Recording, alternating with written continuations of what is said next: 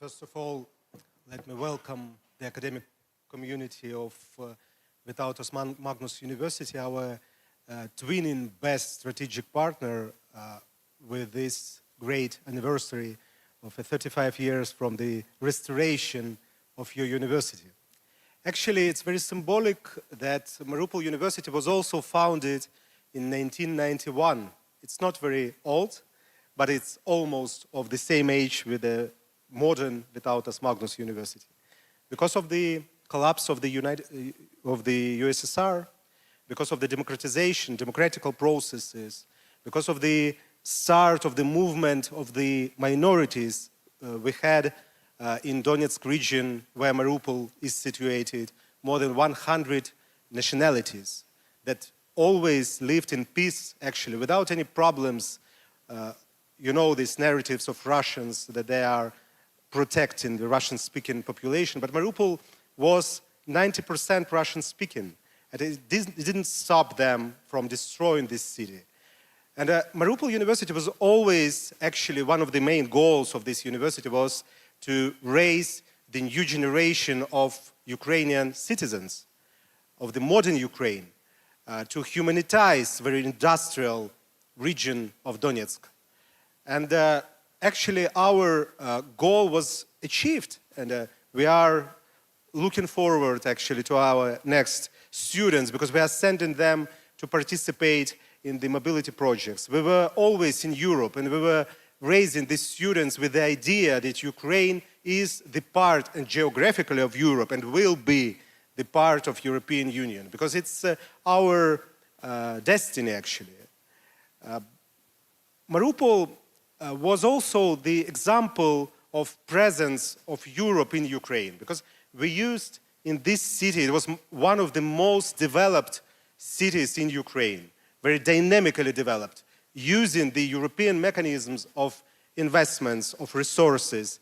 We reconstructed, we tried to renovate all our infrastructure, our procedures to provide services to our inhabitants. We tried to make the life of our people European in this sense, European, comfortable. And in this sense, trying to show to the occupied regions of Donetsk in a soft power means that living in Ukraine is much more comfortable. We were not a dangerous country for Russia. We didn't want war. We tried to use peaceful means by developing and creating comfortable conditions of living for our people. But we were very much annoying for Putin, because he understood, and all the Russian government, that Mariupol shows, and the people from the occupied territories, they are coming from Donetsk, for example, that was very much developed before 2014, before it was occupied. When they were coming to Mariupol, they've seen that we have renovated schools, kindergartens, hospitals, roads, and it's much why. It was difficult for Russians to answer this question, why these cities, they are so much developed. And I think that it was one of the results after February 24th, February 2022, that Putin ordered to destroy this city. Because I'm continually repeating that in Mariupol, 120,000 civilians were killed, Russian-speaking civilians. In this sense, he tried to kill this idea of Europe in Ukraine, because we were very much developed because of cooperation and participation in the European projects. Now, after Mariupol was destroyed, Mariupol University was displaced to Kiev. We're also trying to prove that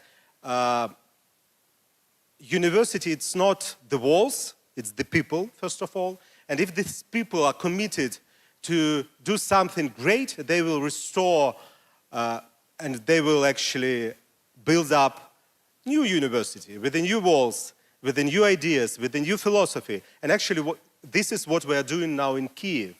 And we are now the example of how Europe participates in these vital processes of preservance of Mariupol identity, because we are renovating and reconstructing our building in Kiev with the financial support of the European Union. We hosted the Vice President of the European Commission, Margaritis Chinas. He is Greek, and we have also very much Greek background in Mariupol with a huge Greek diaspora. He visited us in Kiev. It was also a great and symbolic sign that Europe believes in us, that Europe participates actually in the restoration processes, not waiting until the victory will come, actually. And we are very much grateful for these projects. Now I'm here actually because of our friendship with your university community. And Vytautas Magnus University was one of the first who answered our demand for help, for support in the programs of Europe. Vytautas Magnus University community initiated our accession to the European University Alliance Transform for Europe. It was historical, actually, decisions, because we are now very active in these processes. Even we are associate partners, we don't feel it that we are associate. We feel ourselves like full partners of the alliance. And we believe that we will get the full membership very soon. But I want in this discussion to remind you the feeling that the European citizens, you've forgotten what is European Union. I understood this, and I felt actually this feeling very much when I fled Mariupol after the 3 weeks of sitting under the shellings and while Russians were destroying my city and killing our people. When I managed to flee Mariupol on March 15, I managed to get to the Ukrainian-controlled territory on March 16, passing over 20 checking points of Russians through the occupied territories by getting to Zaporizhia. The first feeling was on the Ukrainian territory, on the European territory, I could breathe freely. This is the basic, actually, feeling that you should remember you have. And it's a huge danger that the neighbor can come and can get off, actually, this right to breathe freely. Please remember this, because Ukraine now very cruelly fights to be a free country as a part of Europe. Thank you.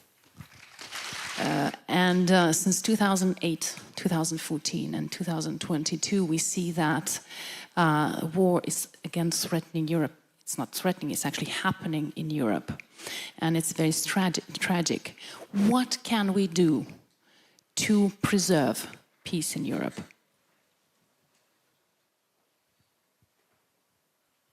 First of all, we should win this war with Russia. This is the basic, actually. And after, we should define the common conditions of living on the continent. And actually, this is the issue our ambassador can also support me, I think, of the peace formula of our president. Because I think, and we hope so much that the conference that will be held in June in Switzerland and gather all possible countries and all the powers, all the states, all the important institutions to talk about the future of the world security. It will be actually the basis. And of course, all this should be done with the respect of the European values, because we understand what does it mean, European values. It's a freedom, democracy, it's a freedom of speech, and everything we were discussing actually during this panel. But I do believe that all these processes will start after Ukraine will win this war, because actually we are on the right side of history in this battle. And Of course, we have the support and in different ways of all the civilized world. And Russia, they've shown that they are not a civilized country. They are representing something barbarian, something autocratic. And it's actually the stress Europe needed. Of course, it's very cruel stress. But what I was saying in the beginning, you forgot the precious of what you have. In this sense, actually, I think this is it.